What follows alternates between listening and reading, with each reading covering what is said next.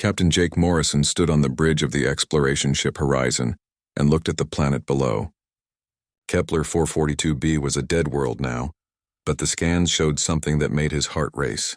There were ruins down there, big ones. "Amy, what do you see?" Jake asked his science officer. Dr. Amy Chen bent over her instruments and frowned. "The structures are old, Captain. Really old. Maybe 3,000 years or more. But they are not natural. Someone built these things," Jake nodded. "This was why they were out here in the dark between stars. Humanity was still new to space travel, only 200 years since they left Earth. Every old ruin they found taught them more about the galaxy and the races that came before them. Ben, can you get us down there safely?" Jake asked his engineer. Ben Rodriguez checked his controls. "The atmosphere is thin but breathable. Landing should be easy. But Captain, I am reading some strange energy patterns from those ruins." "What kind of patterns?"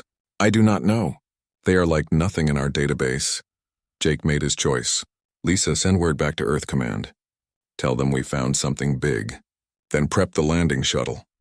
Lisa Park, their communications officer, began typing her message. "How big should I tell them it is, Captain?" Jake looked at the ruins again. They covered an area larger than most human cities. "Tell them it might change everything we know about this part of the galaxy." 2 hours later, their shuttle touched down near the largest structure. The team stepped out onto the dusty surface and looked up at walls that rose hundreds of feet into the sky. The building material was black and smooth like glass, but stronger. "The air is safe," Amy said, checking her scanner. "Oxygen levels are low, but we can breathe without suits." They walked toward the main entrance. The doorway was huge, built for beings much taller than humans. Strange symbols covered the walls around the entrance. "Can you read any of this?" Jake asked Amy. "Give me time." "But Captain, look at this."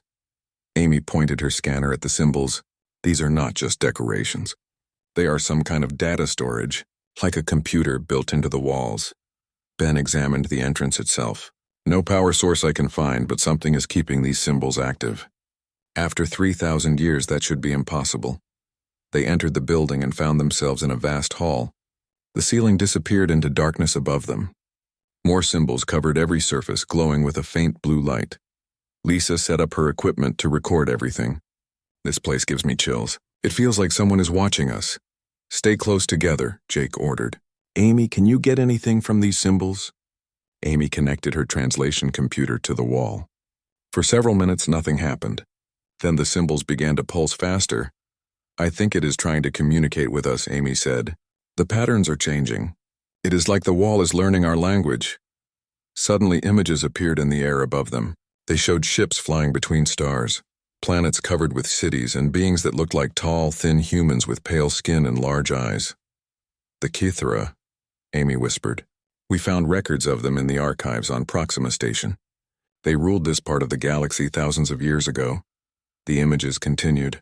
They showed the Kythera building great fleets and conquering planet after planet. But then something changed. The images showed a new ship appearing in their space. It was massive and completely black. No lights, no markings, nothing to identify it. "What is that thing?" Ben asked. "I do not know," Amy replied.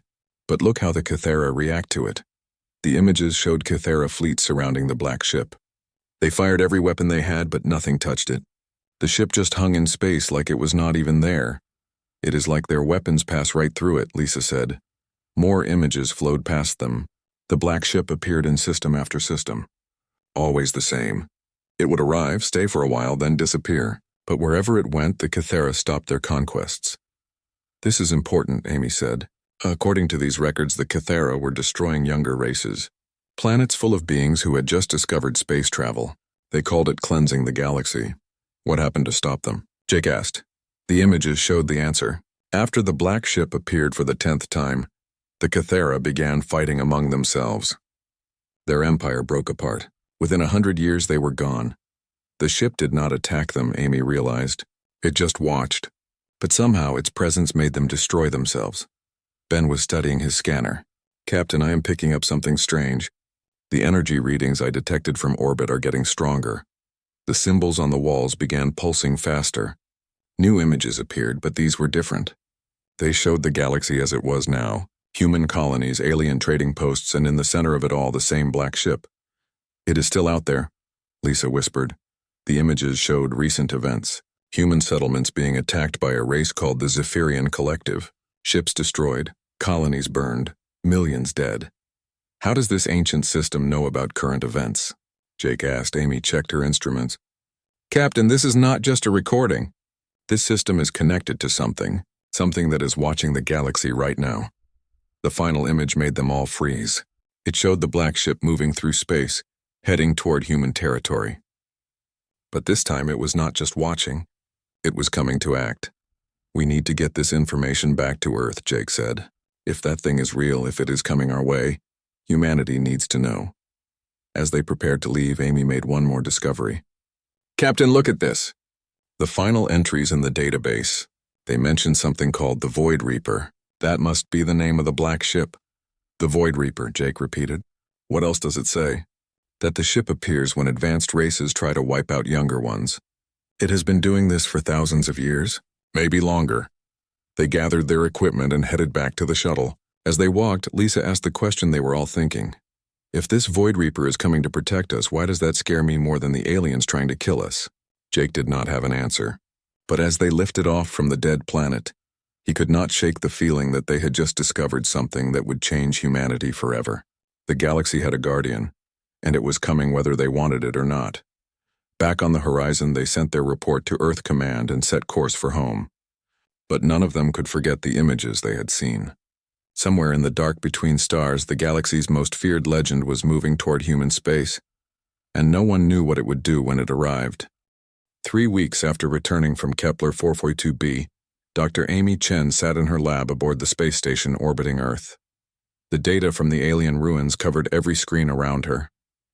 She had been working day and night trying to understand what they had found. Computer, show me the timeline again, she said. The holographic display showed a map of the galaxy spanning 3,000 years. Red dots marked where the Void Reaper had appeared. Blue dots showed where advanced civilizations had been wiping out younger races. Amy leaned back in her chair and rubbed her tired eyes. The pattern was clear now, and it terrified her. Every time a powerful race decided to eliminate weaker ones, the Void Reaper appeared. It never attacked directly. It just watched, but within a few years, the genocidal race always destroyed itself. Wars, civil conflicts, technological disasters. The methods were different, but the result was always the same. Dr. Chen to Captain Morrison, she said into her communicator. Jake's voice came back immediately. What have you found, Amy? You need to see this. Can you come to my lab? 10 minutes later, Jake arrived with Ben and Lisa.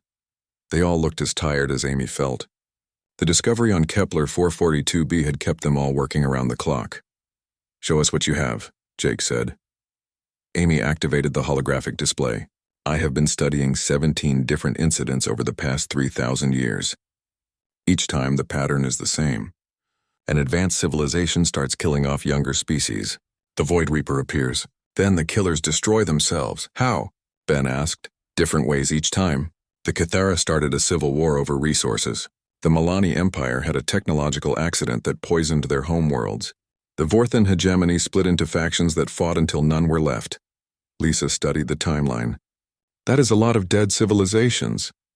37 advanced races in 3,000 years, Amy confirmed. All of them were eliminated after the Void Reaper appeared in their space. Jake frowned. But we do not know that the ship caused these disasters. Maybe it just watches civilizations that are already unstable. Maybe, Amy said. But there is something else. Look at this. She changed the display to show current galactic politics. 6 months ago, the Zephyrian Collective announced something called the Great Cleansing. They claim younger races are a threat to galactic order and must be eliminated. We know about that, Ben said. They have already hit 12 human colonies. And 17 colonies belonging to other young races, Amy added. But here's what worries me. 3 days ago, long-range sensors detected an energy signature matching the Void Reaper. It appeared in the Zephyrian home system. The room went quiet. They all understood what that meant. How long before it gets here? Jake asked. Unknown. The Void Reaper moves faster than any known ship. It could be here tomorrow or next year. Lisa's communicator beeped with an incoming message. She read it and her face went pale. Captain, we are getting reports from the frontier. The Zephyrian attack on New Austin Colony was stopped by an unknown ship. Survivors say it was massive and black. Amy felt her heart racing. It has already started moving toward human space. Over the next few days, more reports came in. The Void Reaper had appeared at 3 different battle sites, where Zephyrian forces were attacking human settlements. Each time, the alien attackers retreated immediately. They did not even try to fight, but the mysterious ship did not pursue them. It just watched until the Zephyrians left, then disappeared again. Why do they run? Ben wondered. The Zephyrians have the most powerful fleet in this part of the galaxy. Amy had been studying intercepted Zephyrian communications. Because they know what it is. Listen to this. She played a translated message from a Zephyrian commander. The Void Reaper has returned.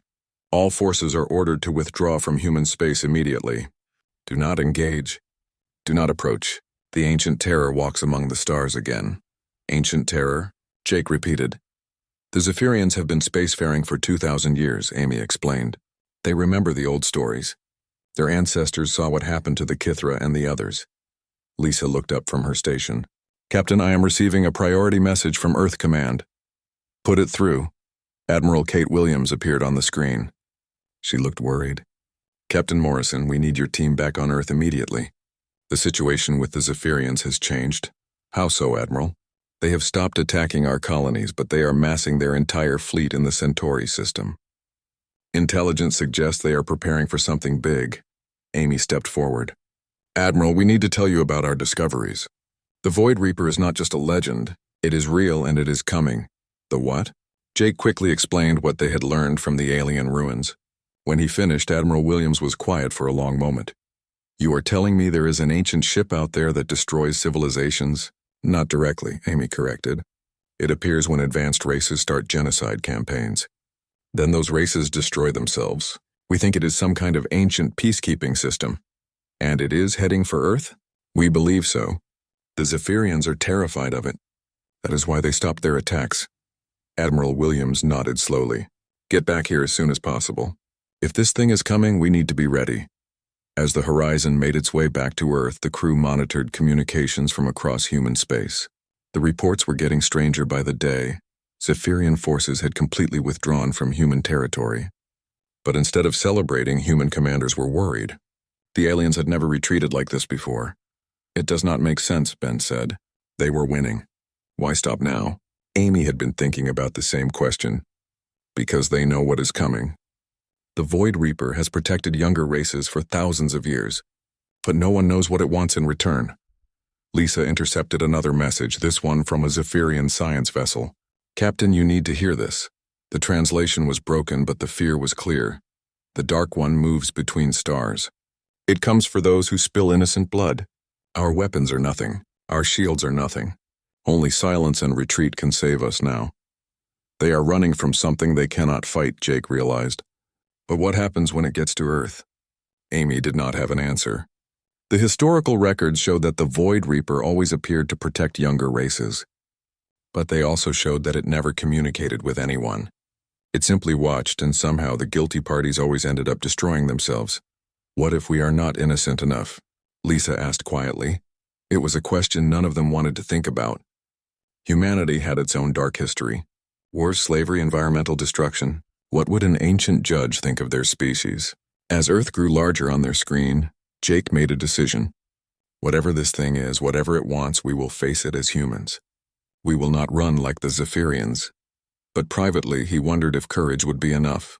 The galaxy's most feared legend was coming to Earth, and no one knew if humanity would survive the encounter. In the depths of space, something vast and dark moved between the stars. It had watched the galaxy for millennia, waiting for the right moment to act. The young species called humans were facing extinction, just as so many others had before. It was time to intervene once again. The alarm started screaming at 0347 hours, Earth Standard Time. Every sensor array in the solar system detected the same thing at once. Something massive had just appeared between Earth and Mars.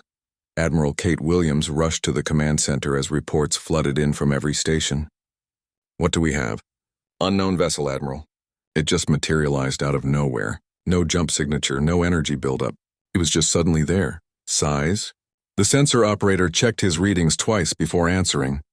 12 kilometers long, Admiral. 3 kilometers wide. Mass readings are off the charts. Williams felt her blood turn cold. She had read Captain Morrison's report. Is it black? Yes, Admiral. No lights, no markings, no energy emissions we can detect. It is just sitting there. The Void Reaper, Williams whispered. Within hours, panic spread across Earth. The massive black ship hung in space like a dark moon, visible to anyone with a telescope. News networks showed the same image over and over. A vessel so large it blocked out stars. Every human fleet in the system moved to intercept positions, but Admiral Williams held them back. If the reports from the alien ruins were true, weapons would be useless anyway. Any response to our communications? She asked. Nothing, Admiral. We have tried every frequency, every language in our database. It is completely silent. The Horizon arrived at Earth just as the global panic reached its peak. Captain Jake Morrison and his team were rushed directly to the command center. What can you tell us about this thing? Williams asked without any greeting. Amy Chen looked at the sensor readings and nodded grimly. It matches the descriptions from the alien ruins perfectly. 12 kilometers long, completely black, no detectable weapons or shields. But it has weapons, right? It must have something that scared the Zephyrians so badly. We do not think so, Amy replied. The historical records suggest it does not need weapons. It just watches. And somehow the guilty parties destroy themselves. Ben Rodriguez was studying the energy readings from the massive ship. Something about them looked familiar, but he could not place what it was. Admiral, permission to run some additional scans? He asked. Granted. Anything that might help us understand what we are dealing with. Ben connected his equipment to the main sensor array and began running deep scans of the Void Reaper. What he found made no sense at first. Captain Morrison, look at this, Ben said. The ship is not just powered by some exotic energy source. These readings show biological neural activity. What does that mean? Williams asked. It means there are living brains inside that ship. Lots of them. The energy patterns match human neural activity. Amy looked at the data in disbelief. That is impossible. Humans have only been in space for 200 years. This ship is thousands of years old. Maybe, Ben said. But I'm reading human brain patterns. I would stake my career on it. Jake studied the readings and felt something strange. The patterns looked familiar somehow, like an echo of something he had experienced before. Admiral, I need to get closer to that ship, he said. Absolutely not. We are not risking anyone until we know what it wants. It has been sitting there for 12 hours without doing anything. If it wanted to destroy us, would it not have done it already? Williams considered this. What are you thinking, Captain? The neural patterns Ben detected. If they are human, maybe the ship will respond to human contact. Direct contact. Too dangerous. Jake looked at the massive ship on the screen. Something about it called to him in a way he could not explain. Admiral, every ship we have sent to scan it has been ignored. Every communication attempt has been ignored. But what if it is waiting for something specific? Like what? Like a human to get close enough to make real contact. Amy supported Jake's idea. The historical records show that the Void Reaper never communicated with the races it was protecting. Maybe that is because they were not the right species to understand it. After an hour of debate, Admiral Williams made her decision. Captain Morrison, you can take a single shuttle. No weapons, minimal crew. If that thing shows any hostile intent, you retreat immediately. Jake chose a small personnel shuttle and prepared to go alone, but Ben and Lisa insisted on coming with him. If you're going to make first contact with the galaxy's most feared ship, you should not do it alone, Lisa said. As their shuttle left the Earth fleet and approached the Void Reaper, Jake felt that strange familiarity growing stronger.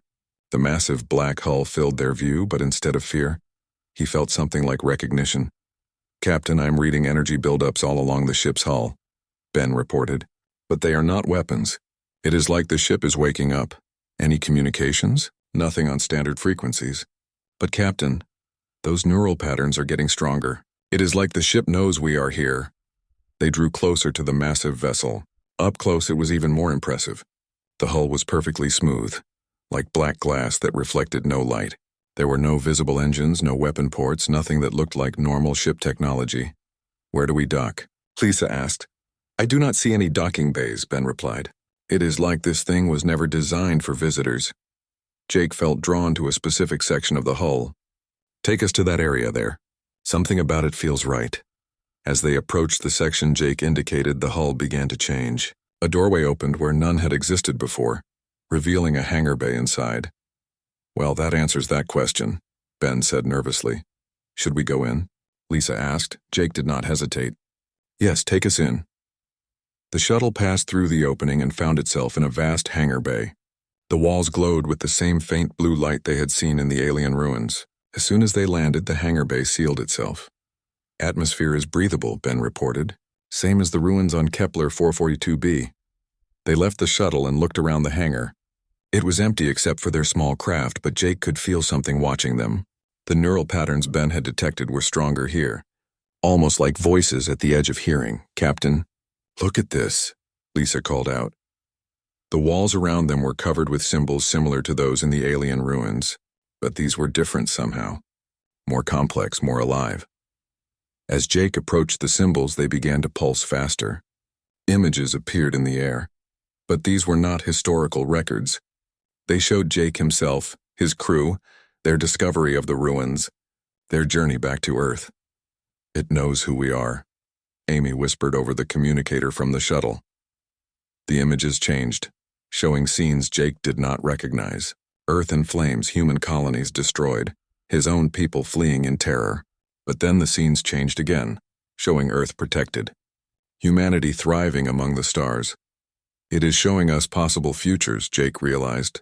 The symbols pulsed brighter, and Jake felt a presence in his mind. Not intrusive, but familiar, like meeting an old friend he had forgotten. In that moment, Jake understood. The neural patterns Ben had detected were not just similar to human brains. They were human brains. Somehow this ancient ship contained the consciousness of humans from long ago. Without thinking, Jake spoke a single word that came to him from somewhere deep in his memory. Brother. The moment he said it, everything changed. The ship came alive around them. Lights blazed along the walls, and the symbols rearranged themselves into patterns Jake could almost understand.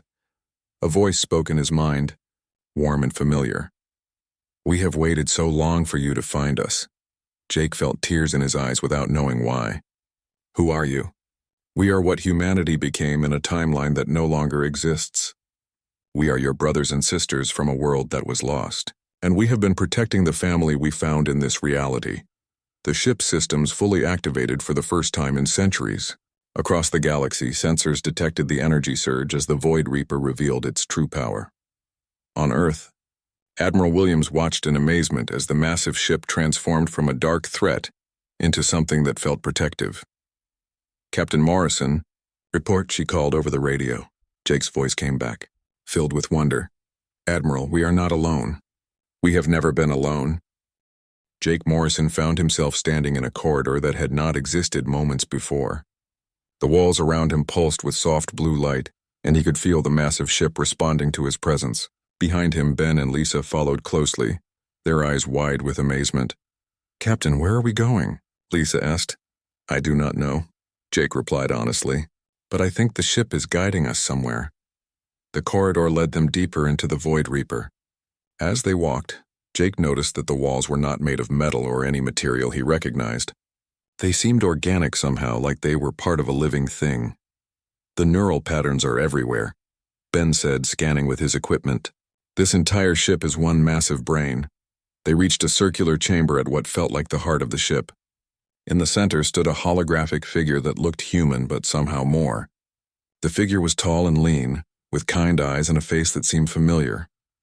Welcome aboard the Void Reaper, the figure said. I am Nathan, and I have been waiting a very long time to meet you. Jake stepped forward. You are human. I was human, yes. Now I am something more. I am the combined consciousness of the last survivors of humanity, from a timeline that no longer exists. Lisa looked confused. What do you mean, a timeline that no longer exists? Nathan gestured, and the chamber around them changed. They found themselves standing on what looked like Earth, but an Earth covered in cities that stretched to the horizon. The sky was filled with ships, and Jake could see people walking among gardens that floated in the air. This was our Earth, Nathan explained. 3,000 years ago, in a reality parallel to yours. We had achieved everything humanity dreamed of. Peace, prosperity, harmony with our world. The scene changed, showing massive ships arriving from space. But then they came. A race called the Devourers. They consumed everything in their path. Planets, stars, entire civilizations. Jake watched in horror as the beautiful world was torn apart. What happened to your people? We fought. We built weapons that could crack planets and shields that could protect solar systems. But it was not enough. In the end, only a few thousand of us remained. The images showed the last humans working desperately on a massive construction project. We used our remaining time to build this ship, not as a weapon, but as a guardian. We uploaded our consciousness into its systems and gave it a mission. What mission? Ben asked. To find parallel realities where humanity survived and protect them from the same fate that befell us. Nathan led them through more chambers as he explained. Each room showed different technologies beyond anything Jake had seen. We discovered that reality branches in infinite directions. In some timelines, humanity never left Earth. In others, they became conquerors worse than the aliens they faced. But in a few precious realities, they became something wonderful. Like ours? Jake asked. Like yours? We have been watching your timeline for 3,000 years, waiting for the right moment to reveal ourselves. They entered a new chamber filled with displays showing events from across the galaxy. Jake recognized some of the scenes from the alien ruins on Kepler 442b. You have been stopping genocide campaigns, Jake realized. Yes. We learned that advanced civilizations often go through a phase where they try to eliminate younger races. It happened to us before the Devourers came. We became afraid of potential threats and considered destroying primitive worlds. Nathan showed them images of dozens of different alien races. The Kythera, the Milani, the Vorthan hegemony. All of them reached the same point in their development. Fear of the young led them to choose genocide. But you did not destroy them directly, Lisa observed. No. That would make us no better than the Devourers. Instead, we simply appeared and watched. Our presence reminded them of the consequences of their choices. Most species, when confronted with their own evil, destroy themselves through guilt and internal conflict. Ben was studying the technical displays around them. How does that work exactly? Guilt is a powerful force. When a civilization sees itself reflected in an ancient mirror, it cannot bear what it has become. The Kythera started civil wars. The Milani sabotaged their own technology. The Vorthan split into factions that fought until none remained. Jake thought about the current situation, and now the Zephyrians are doing the same thing. Yes, the Great Cleansing triggered our protective protocols. But this time is different. How? Nathan's expression grew serious. Because this time the species being threatened is human. You are our family, our brothers and sisters from another reality. We will not simply watch and hope the Zephyrians destroy themselves. The chamber changed again, showing Jake the current state of the galaxy. Zephyrian fleets were massing near their home worlds, but they seemed paralyzed with fear. They remember the old stories, Nathan explained. Their ancestors saw what happened to other species that encountered us. They know we are here and they know what it means.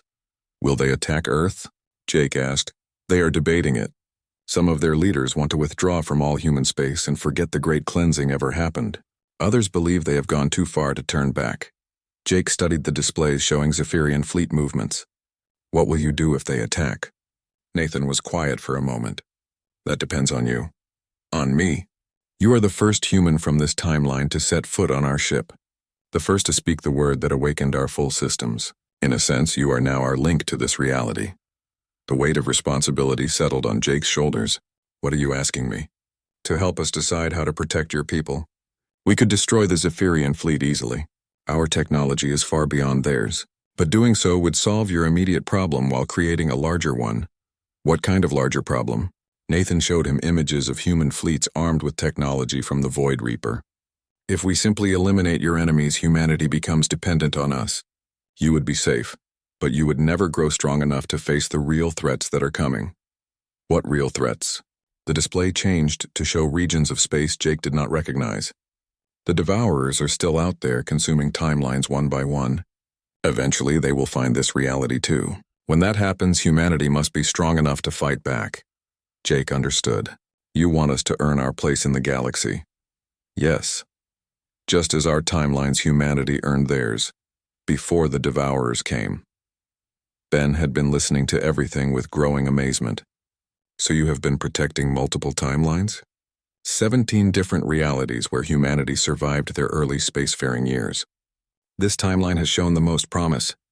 Your people have the courage and ingenuity to become something special. Jake thought about Earth. about all the human colonies spread across space, about the families and children who were depending on decisions made in this chamber. What are our options? Nathan gestured, and the chamber filled with different scenarios. We can destroy the Zephyrian threat completely, but that would make your people dependent on ancient technology. We can do nothing and let you face them alone, but your current technology is not advanced enough to win, or we can provide limited assistance just enough to level the playing field. The third option? Yes, we share some of our defensive technology with your fleets. Nothing that would make you dependent on us, but enough to match Zephyrian capabilities. Then humanity proves its worth through courage and intelligence rather than superior firepower. Jake looked at his crewmates. Ben was nodding slowly, and Lisa looked determined. What do you think? Jake asked them. I think we have to earn our place out here, Ben replied. If someone just hands us safety, we will never grow strong enough to keep it. Lisa agreed. My grandmother always said that anything worth having is worth fighting for. If we let someone else fight our battles, we will never be ready for the next one. Jake turned back to Nathan. What happens to you after this? We continue our mission. There are other timelines to protect, other versions of humanity that need guidance, but we will maintain contact with this reality. You have proven yourselves worthy of joining the larger family. Nathan extended his hand and Jake shook it. The moment their hands touched, Jake felt a surge of knowledge flow into his mind. Technical specifications, star charts, and most importantly, the coordinates of other human timelines. You are no longer alone in the universe, Nathan said. You are part of something larger than any single reality. As Jake and his crew prepared to return to their shuttle, Nathan had one final message. Tell your people that they have guardians watching over them. And tell them that their greatest strength has always been their humanity itself. The hangar bay opened, and their shuttle emerged into normal space. But Jake carried with him knowledge that would change everything humanity thought they knew about their place in the universe. Captain Jake Morrison stood in the briefing room aboard Earth's command station, facing the most important decision in human history. Around the table sat Admiral Williams, Fleet Commander Ryan Brooks, and the leaders of every human colony in space. The data from the Void Reaper filled the screens around them. Let me understand this correctly, Admiral Williams said. This ancient ship is offering us 3 choices. They destroy the Zephyrians for us, they do nothing and let us fight alone, or they give us just enough help to match enemy capabilities. That is correct, Jake replied. Nathan was very clear about the consequences of each choice. Fleet Commander Brooks leaned forward. If they can eliminate the threat completely, why would we choose anything else? The Zephyrian fleet outnumbers us 10-1. Dr. Amy Chen, who had been studying the technical data from the Void Reaper, looked up from her screen. Because then we become children who need protection forever. The next threat that comes along will find us just as helpless as we are now. Ben Rodriguez nodded in agreement. The technology they are offering is defensive only. Improved shields, better armor, faster engines. Nothing that would make us dependent on them for weapons or tactics. Lisa Park spoke up from her position at the communications console. Admiral, I have been monitoring Zephyrian transmissions. They are split into 2 factions. Half their fleet wants to withdraw from human space completely. The other half believes they have gone too far to turn back. What does that mean for us? Williams asked. It means they are afraid but desperate. That makes them dangerous. Jake looked around the room at faces filled with worry and determination. The choice comes down to this. Do we want to be protected or do we want to be strong? Admiral Williams was quiet for several minutes considering the options. Finally, she spoke. Captain Morrison, send a message to your contact on the Void Reaper. Tell them we choose to earn our place in the galaxy. 2 days later, human fleets across the solar system began receiving upgrades from small shuttles that appeared from the Void Reaper. The technology was exactly as Nathan had promised. Defensive systems that would level the playing field without making humanity dependent on alien technology. Chief Engineer Rodriguez supervised the installation aboard the flagship, Earth's Pride. These shield generators are incredible, he reported to Admiral Williams. They will absorb 3 times more damage than our current systems, but the underlying principles are based on human science. We can maintain and improve them ourselves. Similar reports came in from across the fleet. The armor plating was stronger but used materials humans could manufacture. The engines were faster but based on fusion technology humanity already understood. They kept their promise, Williams observed. This is help, not replacement. Meanwhile, Jake Morrison had been spending time aboard the Void Reaper, learning more about the ship and its mission. Nathan had shown him records of 17 different human timelines, each facing their own challenges. In Timeline 7, humanity became a peaceful trading civilization. Nathan explained as they walked through the ship's vast archives. They never had to face a major war, so when the Devourers found them, they were unprepared. What happened to them? They survived, but only because we intervened directly. Now they are safe but weak. They depend on us for protection and have never grown beyond their early technology. Nathan showed him another record. Timeline 12 chose differently. When faced with the Krell invasion, they asked for weapons instead of shields. They won their war but became conquerors themselves. We had to stop them from becoming the very thing they once fought against. Jake understood the lesson. Strength without wisdom leads to tyranny. Protection without struggle leads to weakness. Exactly. Your timeline is special because your people have always found the balance between strength and compassion. On the third day after the upgrades, Zephyrian scout ships appeared at the edge of the solar system. Long-range sensors detected the main fleet following behind them. Admiral Williams activated the fleet-wide communication system. All ships, this is Admiral Williams. Today we fight not just for Earth but for the right of younger races to exist in this galaxy. The Zephyrians believe might makes right. We are going to prove them wrong. The Zephyrian fleet was massive, 300 warships arranged in perfect formation. Their lead vessel, the Dominion's Wrath, was twice the size of any human ship. But as the human fleet moved to meet them, something had changed. The upgraded shields shimmered with new energy, and the armor plating gleamed with materials that could withstand weapons that would have destroyed the old hulls. The Zephyrian commander, Supreme Admiral Kextar, opened a communication channel. Human vessels, you will surrender immediately or be destroyed. This is your only warning, Admiral Williams responded calmly. This is Admiral Williams of the Earth Defense Fleet. We reject your ultimatum. Leave our space or face the consequences. You cannot match our firepower, primitive creatures. Let us find out. The battle began with the Zephyrians firing everything they had at the human fleet. Massive energy beams and explosive missiles filled space with deadly light. But the human ships absorbed the attack with their new shields and responded with precise targeting. The difference was not overwhelming technology, but human innovation. While the Zephyrians used standard attack patterns, human captains improvised. They used asteroid fields for cover, coordinated attacks from multiple angles, and adapted their tactics as the battle progressed. Captain Sarah Kim of the destroyer New Tokyo found herself facing 3 Zephyrian cruisers. Instead of trying to match their firepower, she led them into the debris field of an old mining operation.